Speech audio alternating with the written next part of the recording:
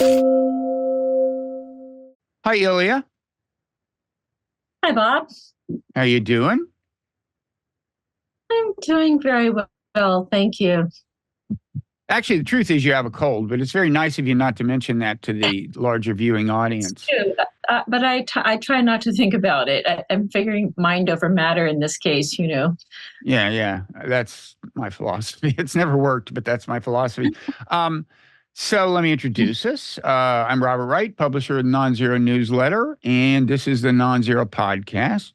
You are Ilia Delio, a professor of theology at Villanova University, and also a sister in the Franciscan order.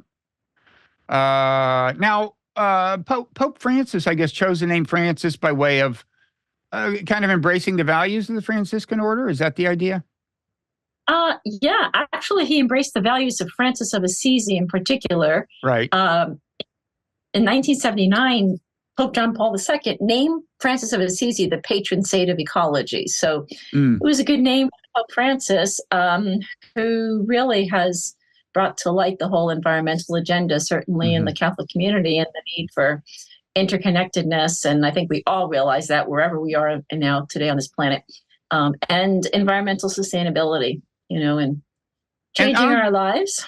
Aren't the Franciscans also known for kind of concern for the downtrodden and a particular emphasis on that? Or we're very earthy people, you know. We're all about the earth and people, earth and people. Those are our two main foci. Two of my favorite and animals. things. Yeah. Three of my favorite things. Very good.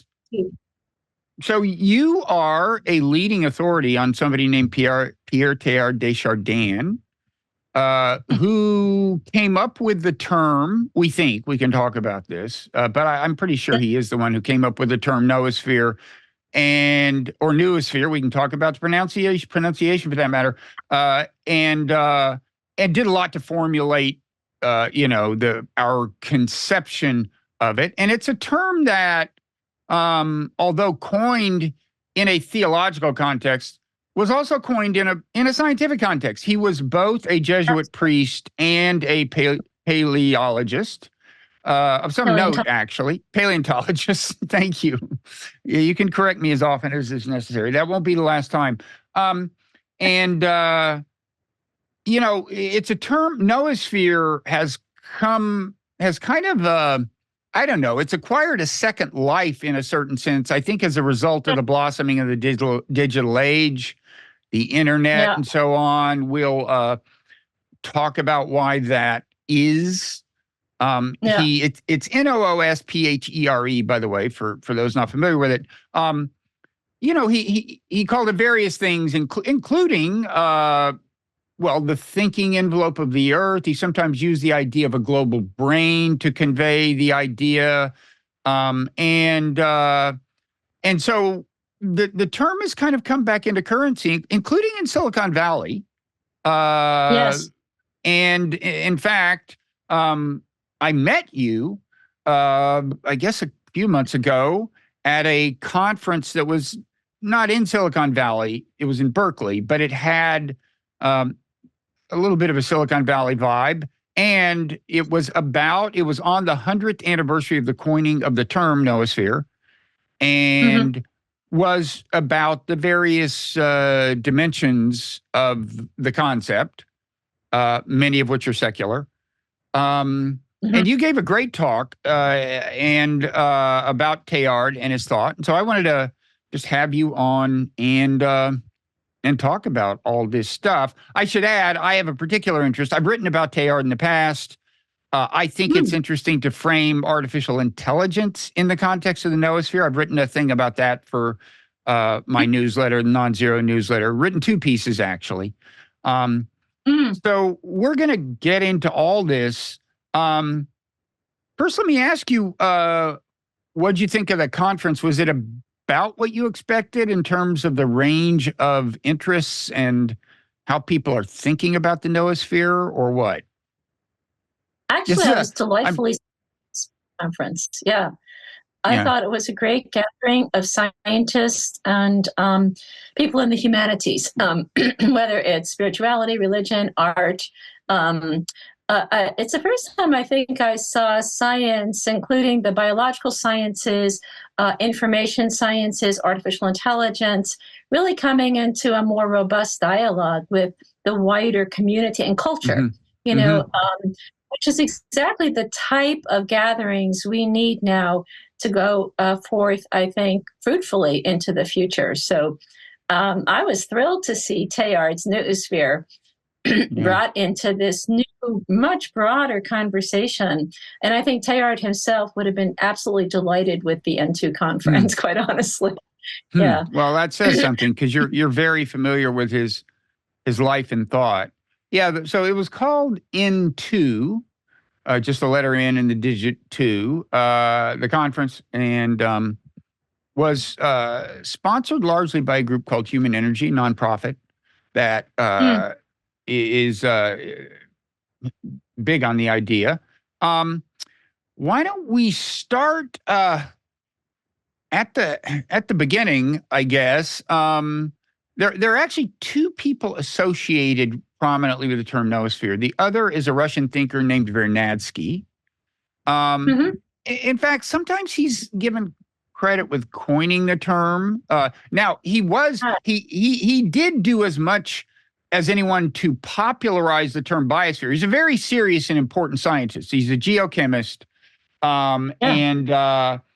and he wrote the big book on the biosphere in the 19th century, I gather, even though he didn't coin that term. But he saw there being 3 stages: geosphere, biosphere, noosphere. Have you looked much at his work, at his conception of the noosphere? Oh, funny that you mention him, because I just came across a paper by Vladimir Vernadsky, and in it, he actually, according to the author of this paper, Vernadsky met Teilhard de Chardin back like 1920 or so, and was influenced by his use of the term noosphere. So, according to this article I had, Vernadsky picked up the term noosphere from Teilhard de Chardin, and not the other way around. But you're right; they're thinking along parallel tracks, actually. Right. Yeah. No, and really interesting. He seeing the kind of emergence of mind on this biosphere level. The biosphere moving into this higher level of mind. Yeah. Now, I think in many ways their actual specific conceptions of it wound up differing of the noosphere in some important ways. It was something I became more aware of as a result of the conference we attended. But they were both big boosters of it, and probably the two leading, the two main reasons that we know about the term. Now, Teilhard de Chardin, maybe we should say a little bit about him. The church was not enthusiastic about some of his ideas, and as a result, a certain amount of his writing was not published until after he died in, I think, 1957, something like that. 1955. He died in 55. And so The Phenomenon of Man, his big book, was published in 57. And then in English, that was in French, I guess. He was French. 59. And English in 59. What didn't the church like about his ideas? Well, Teilhard ran into trouble sort of early on when he wrote a small note on original sin, and saying that the doctrine of original sin was incompatible with biological evolution, with what we now know from biology. And he gave his reasons not to support, why my monogenism also is not a tenable doctrine or belief in light of modern biology. And that refers to what you mean as, go ahead. In this sense, that there was an original creation that was fallen due to an act of disobedience and this type thing. And, many people have even contested the idea. But the fact is, Teilhard just wrote this note. He didn't anticipate that it would be published, it was reported to the Vatican or to his Jesuit superiors, which in turn got into the Vatican's hands, and he was basically silenced because of those views. And then, once you take out the pin of original sin, it's like dominoes. It's like once you pull out the domino, everything else begins to fall. So our understanding of redemption falls because Christ doesn't come to save us, since we don't need to be saved anymore. And where we're going, are we going to be redeemed? So all these doctrines that were built, in a sense, in this kind of framework pattern, all fitting together nicely over the fact that God made this wonderful, beautiful creation, and then it was fallen due to a woman, basically, that would be Eve. And then she tempted poor Adam, that poor guy. We're always the victims, I'll tell you. If it weren't for women, men would be great. Well, there you go, right? Yeah. So, right, then it all fell down. And, so Teilhard's like, look, Christianity is great. In principle, it has a lot of principles that are actually compatible with evolution. I mean, one of them being this kind of hybridization between divinity and humanity, meaning that there's a depth dimension, to evolution. Second, that there seems to be a direction in evolution, something that I think biologists, did not accept for many, many years. And that was the one thing at the N2 conference that, really, I think rose to prominence, that there's something going on here. And that's the noosphere, is this kind of new level of mind, this emergent level of mind. And so I think it's caused scientists to reconsider, well, is there direction in evolution? That's a huge question. Even if you just leave religion aside, is there something going on here? First of all, we have to, it's not static, things are not staying the same. So, and the second thing is that complexity, I think, has become the fourth law of evolution. There's something of the law of complexity or complexification that, again, people like Francis Heiligen and others are saying that this is fundamental now to the way evolution is going, which is a very interesting phenomenon. And so all of these things led Teilhard to say, yeah, something's going on here, but it's not, it's not original sin. It's something else. Yeah, I do, and on the issue of direction, I think there are a number of highly respected evolutionary biologists. I know a couple who are somewhat recently deceased, but very prominent: William Hamilton and E.O. Wilson, who they were just Darwinians in terms of how they conceived of evolution working, natural selection. They're not talking about any kind of mystical supporting force, but they did think the evolution of more and more complex organisms was this highly likely outcome of evolution. In fact, both of them, I think, certainly Hamilton thought that the evolution of some species as intelligent as humans was very likely. And the reason that's important is because it takes a species like that to launch some kind of technological or more broadly cultural evolution that has led to this thing that increasingly looks like a noosphere, an interconnected global, kind of infrastructure for human thought. I mean, not that the infrastructure per se is the noosphere, as Teilhard would have conceived it, but it's more like the thought coursing through it. But that part is a respectable thing to say, even though there are also biologists who think that intelligent life wasn't a likely outcome. So I think, I could see, an argument from evolutionary biology saying that, things become more complex because actually greater complexity is more resilience. So there's a greater chance of survivability and adaptability if you're like, it's like strength in numbers idea, like you're more together than you are individually. So I think just in terms of survival of the fittest, density actually is an advantage, in evolution. I think the one thing here that we have to really consider, because this conversation on complexity and evolution really ties into the question of artificial intelligence. Like there's something here. And the question is not so much adaptability and survivability, it's about transcendence. It's not so much that we want to survive, it's actually that we want to go beyond ourselves. So that's the very interesting question here. You mean that I think for Teilhard it was? Yeah. for Teilhard, and I think just in a broader sense, we haven't really, if you look at artificial intelligence, I mean, even if you look at it culturally, like through the various films that have been, made over the last 10, 15 years, there's a whole, there's a dynamic there of wanting to go beyond. The whole transhumanist movement is about the moreness or beyondness. Like we can become super smart, super healthy, super wealthy, super nice. And so that super, that moreness really speaks to, there's a dynamic within evolution for the beyondness of what we already are. And I think that's different. That's a different trajectory than the kind of complexification. It's related to complexification, but complexification is sort of like, let's work together because, we can, in a sense, accomplish more as a symbiotic system than individually. But there's something even beyond that, saying that it's not just adaptability as a system, it's going beyond that system. We want to become more than just the system. And that's what's very interesting. That then becomes a Teilhardian question as well. And I think that's the question of direction for Teilhard.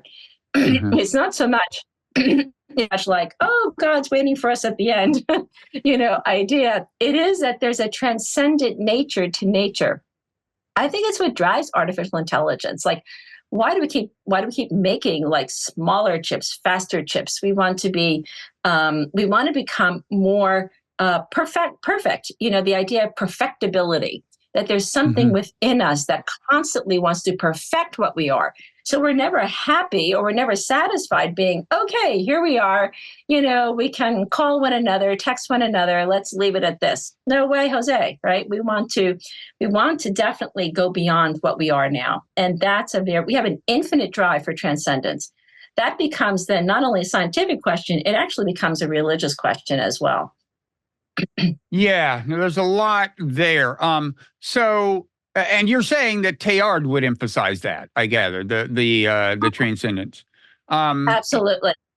Yeah. And so in his, well, let's back up a little. One thing he did that I think is notable. See, the thing about him is I think even the purely secular version of him has a lot of a growing amount of appeal. In other words, he kind of got the big picture sooner than some. Certainly in this sense, I mean, he talks about, he's even talking about the importance of computers long before, most people had heard of them. But the whole idea of a blossoming global brain, I mean, not that many people were talking about that back when he was talking about that. But another thing he got that I think has come to the fore more in, in some kind of intersection of biology and philosophy, is that is the connection between biological complexity and consciousness. Now, he would actually paint more broadly and say that it's a connection between complexity, probably even of a non-biological sort of consciousness. I mean, I think if we have time, we can get into the question of how close he was to being so-called panpsychist, who thinks that there's some degree of consciousness in everything, and then the more complex structures kind of have more of it.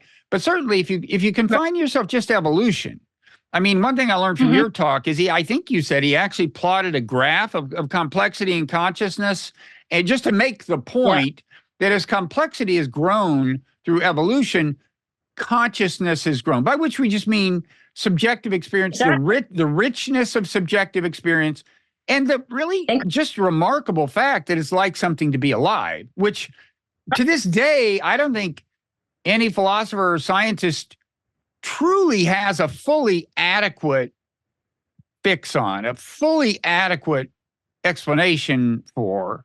Some people say they do, and I've had almost all of them on the podcast, or at least representatives of these schools on the podcast, and I remain unconvinced that we really know what's going on there. But in any event, it's what gives life meaning, right? The fact that it's like something to be alive. We have pleasure and pain and joy and love and so on. And he kind of depicted evolution as a machine for generating more of that kind of meaning. And yeah, right, Wright tells us evolution, he says, is really about thought. He begins with the human phenomenon, right? We are able to think, to know, and he traces that back to, in a sense, the beginning, insofar as we can talk about some kind of emergence of life, emergence of biological life. So for him, evolution is the rise of thought. mm-hmm. And therefore, it's the rise of consciousness. And consciousness, just as you point out, with scientists, you're right, scientists are and philosophers are really quite spread out over this question of what is consciousness, what is the relationship of consciousness to complexity. But I think more and more, and I think here's where I think biology needs to be in touch with quantum physics. So I'm very interested in the area of quantum biology, for example. That undergirding our biological life systems is this, lower level, this fundamental level of quantum reality. So, Teilhard was in dialogue with some of the leading physicists of his day back in the early part of the century. And he was really fascinated by physics, actually. And he did adopt what some might call today a dual aspect monism, a type of panpsychism where mind is part of material reality. And he called it, we might say, the inside of material reality. And so he didn't think that there's inner matter that eventually gives rise to mind. So mind for him is not an epiphenomenon. It's actually an integral phenomenon of nature itself. Right. And that's what changes the whole scheme here for Teilhard. I mean, most bracketing modern science, in terms of religion, most religion, especially if I take Christianity, mind has not been part of materiality. It's something that we participate in, if it's the mind of God or something like that. But to speak about mind and matter as two aspects of the same reality, that's a shift. That's a fundamental shift. But Teilhard does make that move. And he says that's what physical evolution is, the rise of mind. It's the rise of thought. Right. And that's why the noosphere becomes really fundamental to his overall scheme, because it's the next level of complexified thought. So you're right. Two things he points out: complexity, consciousness. And again, we don't know what consciousness is. We talk about it in terms of subjective experience, et cetera. But scientists talk about consciousness on the level of fundamental particles. Some do. I think here of the philosopher, the physicist Henry Stapp, or you could think of even Ilia Prigogine. Back in the 80s and 90s, was talking about chemical reactions having some kind of awareness within them. And you quoted, if I can just, you quoted in your talk at this conference Max Planck, who's a very eminent quantum physicist, saying, quote, "I regard consciousness as fundamental. I regard matter as derivative from consciousness." And there were a few quantum physicists like Erwin Schrödinger. I don't know that Schrödinger would adopt that exact formulation, but there's a similar, and there's this whole question in quantum physics as to whether the thing that brings about, and most physicists would say the answer is no, but some would say yes, whether the thing that brings about the so-called collapse of the wave function is consciousness, is conscious observation. So anyway, it's an interesting, go ahead. Well, let me say one thing, and then don't lose your train of thought. I just wanted to say that the idea that that there is this rise of thought through evolution. Again, there's a purely Darwinian version of this that would depict consciousness as epiphenomenal, which I know you're saying Teilhard didn't, but it's that, if you ask, why did intelligence evolve? Well, it has to do with the virtues of behavioral flexibility, basically. It's like, animal, more and more flexible behavior helps you compete and cooperate sometimes, but do whatever competition and cooperation helps your genes get into the next generation. That's why insects have such complex behavior, and why humans have really, really complex behavior. And, if you ask governs super complex behavior, it's what we think of as intelligence. So even if you see the consciousness as merely epiphenomenal and stick to the strictly Darwinian mechanics, you can see evolution as a machine for generating more and more thought. I just wanted to throw that in. And not that Teilhard wasn't at least heavily Darwinian in the way he thought anyway, but that's maybe we can get to that question, but go ahead and... Yeah, you put a lot into your thoughts and questions. Yeah, I think going back to I think the question of quantum reality. I had this conversation not too long ago with my philosopher friend Jack Caputo, and he does not want to accept panpsychism per se.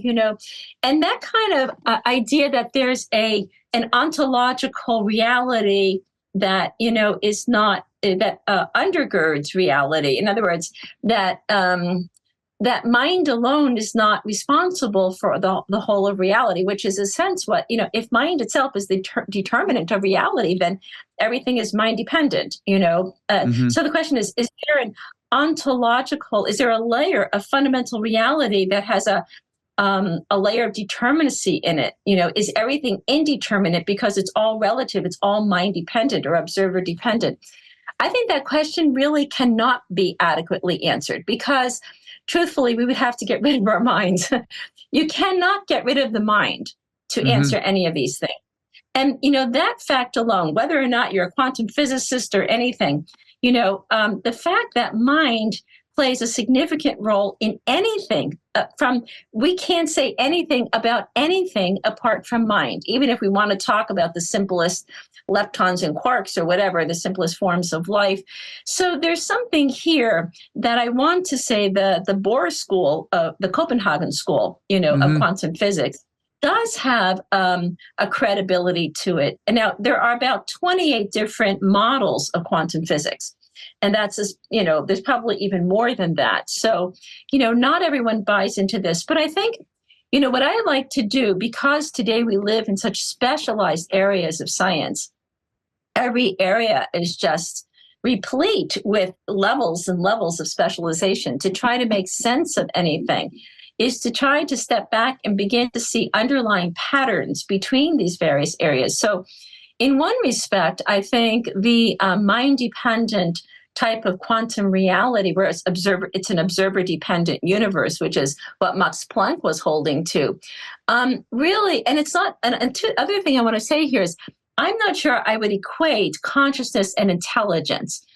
We might speak about intelligence on certainly when we get to higher mammalian life, but I think on fundamental levels of life, I take consciousness as really a fundamental flow of information between particles, if I were to put it that way. Very, very, very fundamentally, sort of what we might call a wave-wave overlap of information, so that even fundamental particle life can have an informational flow that can give rise to some type of proto-mind, if you want to use that kind of language.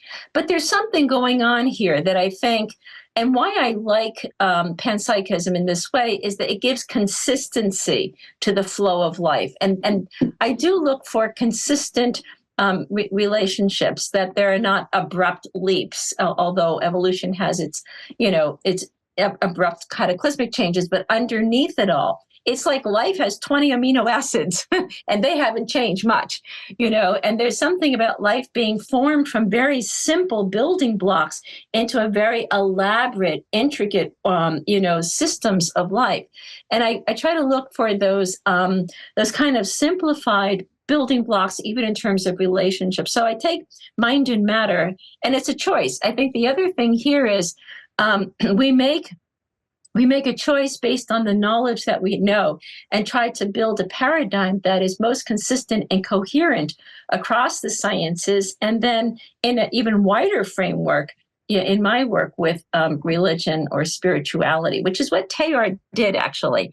He had 3 laws that governed his way of thinking. One was the law of recurring patterns. He looked for recurring patterns in nature. And then those patterns, as he saw them in nature, increasing over time with evolution through complexity, et cetera, becomes important. The second law is creative union. That something's going on here, he says, that nature, life continues to unify as life develops, through the unfolding space-time. And then 3 is the law of complexity consciousness, which is what we mentioned, that as material evolution complexifies, consciousness seems to rise. And so he places a link between complexity and consciousness. And these 3 laws actually govern his whole paradigm, barring any kind of spirituality or anything like that, that, and that's, if we were to think in a Teilhardian sense, it would be in terms of recurring patterns, a creative type of unitive. There's a unitive energy. And that's where he talks about the energy of love, not love as a sentiment or an emotion, but love as a core unitive energy, an energy Right. that's binding together in a way that kind of resists entropy or, is not subject to various physical forces. And this kind of unyielding, or what he calls like an irresistible energy of attraction. So it's very interesting. People have said he's more poetic than scientific, and but have to science itself, I think, as technical and as specialized as it can be, it also relies on metaphors and a little bit of poetry at times.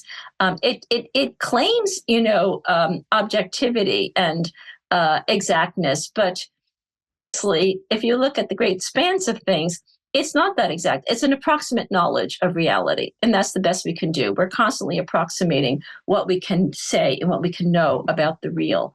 And I think that's how Teilhard, in a sense, approached the whole kit and caboodle here of science and religion. Yeah. There's a whole controversy over to what extent was he talking about the Darwinian mechanics of natural selection when he talked about evolution.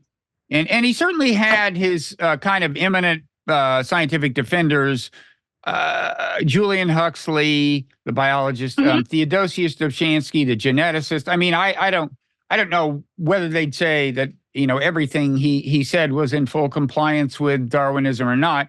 I'd also say, his big book, The Phenomenon of Man, there is a lot of what I would call philosophical assertion, conjecture, speculation, but assertion, whatever.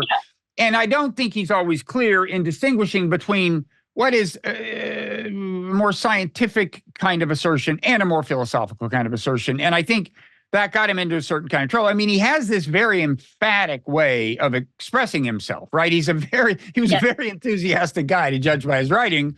So there's a lot of, and a very poetic writer. So there's it's easy to dismiss what he's saying as kind of a jumble of kind of mystical, insights or something. I personally just kind of take what I see as being of value, and I do continue to think he was extremely far-seeing and kind of ahead of his time. Now on this love issue, would you say that in his metaphysics, what we think of as love is kind of a special case of love, and long before there were beings that could reflect and go, oh, this feels like love, there was a force that he calls love that was holding stuff together, maybe holding the universe together. I don't know, right? Is that the idea? It is. Before I get to the love issue, I want to go back to what you were just saying, because 3 things I just kind of want to put out there. One, Teilhard did not accept Darwin's theory of evolution entirely. In fact, very little of it is important to him. He was actually more influenced by the philosopher Henri Bergson and Bergson's notion of creative evolution. There's a dynamic impulse in evolution. And that's very interesting. And I think one of the reasons Teilhard dismissed, he kind of marginalized Darwin, was because Darwin did not really adequately provide a role for mind in evolution. It was physical evolution apart from mind. And so that was problematic for Teilhard. So he does accept the Bergsonian idea of a vital impulse. And that can be traced all the way back. Elan vital is the famous kind of French phrase, right? Exactly. Right, exactly. Second, I agree. The human phenomenon, he says this is a scientific work, but it's got a lot of poetry and diagrams in there that, sometimes do not seem overly scientific. Now, I want to just tell you, I have 10 volumes of Teilhard's science writings. He was an extremely meticulous scientist. As a scientist, he was extremely attentive to the details of his observations and his findings, recording everything in explicit detail. So he was an excellent scientist, actually. Now, why I say that is because I actually think, and I've wondered about this, Teilhard sees a role for science that is, he pushes empirical science. I think we have, certainly in the 20th century, we inherited the modern scientific worldview of empiricism, observation, measurement, adequate theories, the scientific method, etc. But we've reduced everything to mere materialism, mere materiality. And what Teilhard is saying, though, there's, yes, matter, fantastic, but there's something to matter that's more than mere matter. And that's why I think he pushes science to say, look, let's back up a little here. And let's add another element. And I think scientists are beginning to, it's hard because if you're trained in the sciences, this kind of is like chalk on, it's like nails on the chalkboard. It kind of grinds against you. But I can just speak for myself. I was a scientist originally, and I remember being in a laboratory. I was at that time measuring single motor neurons using advanced, techniques in electrophysiology. And I remember the first time I recorded one single motor neuron. Now, there are millions of these things. One, I was just like, I was thrilled. So it wasn't that I stood back in cold objectivity and said, well, here's the amplitude and the oscillating, the oscillating amplitude of this potential and the calcium channel. I mean, I was pulled into it. And that's what science does. I think that's one thing that Teilhard is saying. Science pulls us into the question of matter. We don't know. No really engaged scientist just stands back in kind of cold objectivity. A scientist is driven by passion. And that's one thing I think Teilhard introduces into science, even in the human phenomenon. There's something going on here, he's saying, that, yeah, we need to be attentive to what evolution is, but there's something that even sometimes can miss the scientific measurement. And that's what he's trying to get at. So I think he brings passion. He brings the fact that knowledge is it's always approximating the real. And then he introduces now to the question of love, not an emotion. So the love that he's talking about here, and I would trace this love, this kind of unitive energy, in a very Platonic sense, that there's if it's to use your language, if it's a non-zero sum, right, process, it's not using even game theory. Like, it's not just wins and losses. There's a plus one here. For some odd reason, there's a plus one. And that's the question from a Platonic sense. There's a good that supersedes, in a sense, all the negative forces, the entropic forces, however the resistances. And Teilhard speaks about that plus one goodness, and the highest good is love. That's what love is. Love is the highest good, whether that goodness is shown in creativity, whether it's shown in compassion, whether it's shown in inventions. It's a good that is always the more of what life is about. And that's what he means, I think, by love. Certainly, it plays out on the human level in terms of the emotional life, in terms of seeing the good in another, of the complementarity of goodness, which is what we mean by falling in love. I mean, there's something about there that, the good within me is complemented or fulfilled by the good in you, and therefore we're going to get married or whatever. So there, so I think he has a much more robust understanding of love that, goes way beyond our cultural, reductionism of love to this superficial sentiment, which then leads us to realize that Teilhard sees love as the core energy of the universe. It's what's driving everything. There's something going on here that's a good, that's a plus one good, and even though some say, well, the universe is going to reach a point and then start to collapse, which is what the latest theory, that it's all going to kind of wear down and we'll have the last thought in the universe. And I'm saying, well, that's where science may reach its limits of saying, what is this life unto more life? And that's where Teilhard begins to posit another factor going on here, what he calls the omega principle. There's something here that's a presence of ultimate goodness or love that is not subject to the forces of evolution, yet it is itself the guiding form of evolution. So this omega principle becomes then, eventually over time, is what he will identify as God, this wholeness of love, or something within this process of life that's kind of, in terms of a Bergsonian sense, pushing it or pulling it onto something more whole, more life, more complexified, more good, more love, more evil too, because the more love you have, the greater the greater, the more complexity, the greater the chances of evil as well. So you can begin to see how he begins to build his thought, from the elements of evolution, from what he's observing as a scientist, but just saying, look, there's something more that's going on here. He will tell you that science itself is a religion. It's got its own religion to it. The scientist is a spiritual seeker in some ways. And yet he wants to broaden that out. And then he wants to, in a sense, see how the elements of, from his perspective, from Christianity, because it's this religion of materiality, saying that God is part of matter.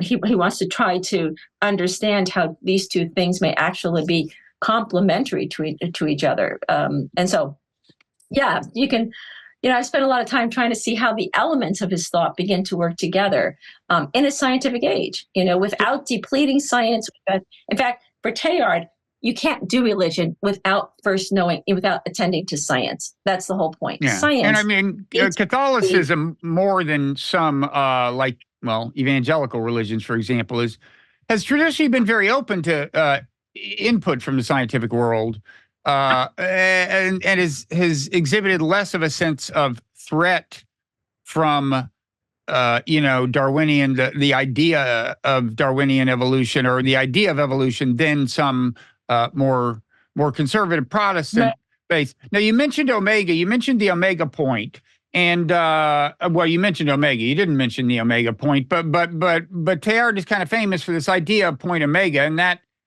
very much speaks to our age, because he saw it as something we are heading toward, this big and important point. It reminds me a little of the way some people in Silicon Valley talk about the singularity, and here, we should say, I mean, this is a big kind of like, I guess it's a theological culmination for one thing. But it has to do with the further evolution of the noosphere, the further convergence of humankind into, among other things, a kind of something that seems more and more like a single mind. But there is this, there's this spiritual dimension to it. I mean, love, he thinks, is going to play a critical role, or maybe I should say he hopes is going to play a critical role. He was not naively optimistic. I mean, he understood, much as we would today, that hopes for kind of realizing one world, a true community of peoples, and ultimately even maybe in his theology, something closer to a mind meld, would call for overcoming some real difficulties and conflicts. I mean, he had been an ambulance driver in World War I, and then he lived through World War II, and so he understood all this. And there's a quote of his I want to read that references the noosphere without mentioning it, and then goes on to get into to kind of define the challenge. He writes, quote, "Humanity is building its composite brain beneath our eyes. May it not be that tomorrow, through the logical and biological deepening of the movement drawing it together, it will find its heart, without which the ultimate wholeness of its powers of unification can never be fully achieved." So he saw the challenge. And am I right to think, you would think that as a Christian, a conventional Christian might be pretty sure about what's going to happen in the end, right? That's what you generally get from Christianity, as I understand it. But was he not quite sure that things would work out well? Yeah, right. So, Christianity has a narrative, of redemption, eschatology. We're all, going to heaven or something like this. Honestly, I think that's a myth. I think, and I think Teilhard, it's not that he definitely spoke about, using that Christian language of a second coming and this type of thing. But we have to understand, and this is what he's trying to say, we have to understand those mythic elements within the context of science. In other words, you can't just talk about some kind of redemption in heaven or something like this in some kind of detached Platonic way, as if evolution and complexity don't really matter.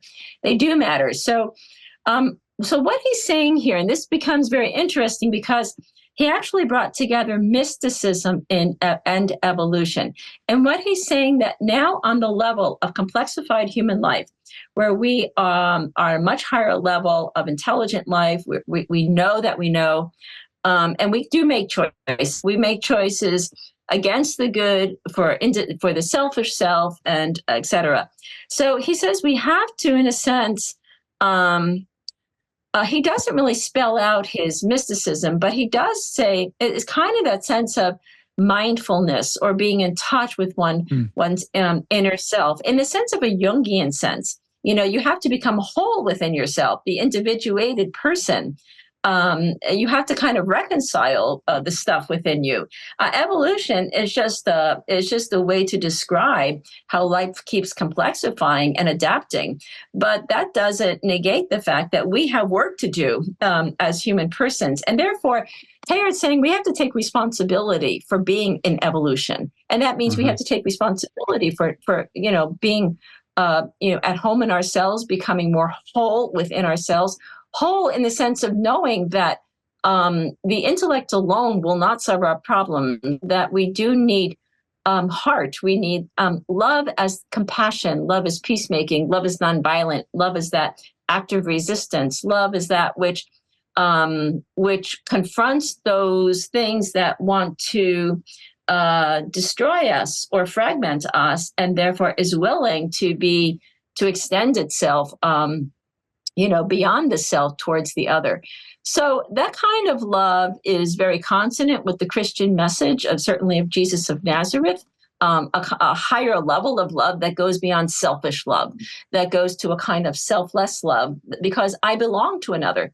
And we don't, all of this in this respect. Now, Teilhard does not spell this out because, he died. And so you can only do so much in your lifetime, but it does reflect that we have to move. We have the capacity for higher levels of consciousness. I mean, there's, Eastern religions. Now, I would say this is where we need Eastern religions to be part of this conversation. Teilhard, did not spend a lot of time with Eastern religions, and kind of, some say he dismissed them. I actually would take a different position there. But, we have the capacity for infinite potential. That's what's so amazing about being human. We have the capacity for higher levels of integrated consciousness. But there are so many forces of resistance and detractors. We stay at lower levels of consciousness. Teilhard was pointing in that direction. He realized that we have to, in a sense, continue to go beyond ourselves. He said many, many times, we are not the end. We humans are not the end of biological evolution. We are, in a sense, a species in transition. And this is why he saw the computer or the internet as the next level, which is what we call today post-human life, or transhumanism, even as that movement. It's saying that we're not finished, we're unfinished, and that we have the capacity to go beyond. One of the problems today, and Teilhard kind of saw this, that our systems are not aligned with evolution at all. They're working on old fundamental philosophical principles that are now outdated. So we have no systemic support for this kind of overarching evolution that can lead us to a more planetary, what the term that Teilhard used was planetization, a planetary, or what he called a terrestrial consciousness, a consciousness of belonging to a planet. Now we see this with younger generations with, I think, the continuous use of social media and technology. They are beginning to think differently than older generations. So I think we are already in that process of evolution. We certainly are moving, in my view. And I think Teilhard kind of intuited this because he spoke of a homo progressivus, a progressive human. We're moving from Homo sapiens to type something like a Homo sapien progressivist or a techno-sapien of some sort. But we're definitely moving from the species into something new because of computer technology and the way consciousness itself is really changing today. So Teilhard also thought that this omega point that we're talking about is not a point. It's not a point of arrival. It's more like a full flowering of conscious life, what he would call God, or that wholeness, the wholeness of life, fully conscious, fully alive, and you might say fully in the bounds of in the unities of love. Love not as a homogenization. His famous line from The Human Phenomenon is, union differentiates. The more we are truly in union with one another, the more we are truly ourselves, since it's the core of the self that's the basis of union. And what he saw is the full flowering of omega is actually the richness and robust diversity of all life, plant life, animal life, human life. So he didn't think that it would be really fully achieved here on Earth. He actually, in his final essays, both in Christianity and Evolution and Human Phenomenon, talks about intergalactic life. That what's taking place here, he thought, if these principles, are really scientifically based, and if consciousness is not just a terrestrial phenomenon, but a phenomenon of all life in the universe, wherever life may be, then he saw that the possibilities of extending conscious life into other planetary lives would indeed be the next step. So omega is not something here. Omega is a cosmic phenomenon. So if you just stretch your imagination, that imagine all possible life forms in the universe coming into a full flowering of conscious life in unity, in union with one another. I see this maybe billions of years into the future. So if we were to ever imagine such a phenomenon, but that's what he, in a sense, in his mind, I think that's the kind of vision he was forming. We're too small here, entirely too small in our thinking about evolution and artificial intelligence. And I do think some people in Silicon Valley are thinking much more very creatively in these expansive ways. I think of Martine Rothblatt, for example, and her notion of, brain downloading, which, again, most people just find that very difficult to take. But her idea, she's a Teilhardian. Her idea is that consciousness would continue, in a sense, even beyond our physical bodies. So it would be re-embodied in new ways. Consciousness needs some kind of material substrate or some kind of bodily substrate. And so again, I think Teilhard is somewhat imaginative, but not overly imaginative. I think that some of the stuff that he intuited, he was very, very intuitive. And he intuited some ideas that scientists, both on the part of biological science, but as well as the information sciences, are just beginning to tap into. And it's very, very exciting in my view. Yeah. So we've been talking about an hour. What we usually do on the podcast is talk for a while for the public audience, and then the rest of the conversation is accessible to paid subscribers to the Nonzero newsletter. Yeah, you've been kind enough to say that you'll stick around for some of that, and so we're going to move to that point. If people want to listen to the rest of this, all they have to do is Google Nonzero and Substack and sign up, or failing that, become just an unpaid subscriber, which we also welcome. Or click the link in the show notes on your podcast app to get there. I want to say one thing I want to talk about in overtime is that, a theme people may have noticed is that I have my way of coming up with a kind of more secular version of kind of what Teilhard was saying, and perhaps a less philosophically elaborate version. And I have a version of that for kind of what I would call the kind of point omega transition that he sees as calling for a kind of transcendence, a blossoming of love, whatever, if we're gonna do it successfully. But with that, I think I want to just quickly, is there any major thing you want to say that for the public audience that you haven't said before we move into overtime? Or you good? You ready? Oh gosh, I think we can move in. I mean, I could talk for a long time. So okay, well, maybe we will in overtime. I'll give you that opportunity. So then we thanks everybody who has stayed with us for this long. Whether or not you're going to join us for the rest, and now we are moving into overtime.